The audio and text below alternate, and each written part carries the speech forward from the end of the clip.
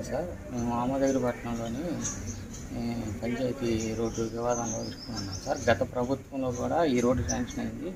అప్పుడు కూడా మేము గవర్నమెంట్ వారు రోడ్లు కేటాయించిన 20 లింకుల రోడ్డు సర్వే చేసి రోడ్డు వేయాలని చెప్పి అర్జీలు పెట్టుకున్నాం సార్. చేసి రోడ్డు వేయాలని చెప్పి సెక్రటరీ గారికి అర్జీ పెట్టాను.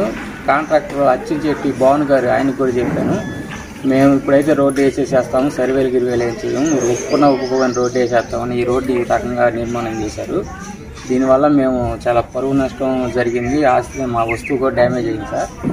మాకు న్యాయం జరగట్లేదు. మాకు ఎలాగైనా సరే న్యాయం చేయించి అక్రమంగా నిర్మించిన కట్టడాలను తొలగించి మాకు రోడ్డు విశాలం చేయాలని చెప్పి మేము కోరుతున్నాం సార్. సంబంధిత అధికారులు మాకు ఈ విషయంలో సాయపడాలని కోరుతున్నాం.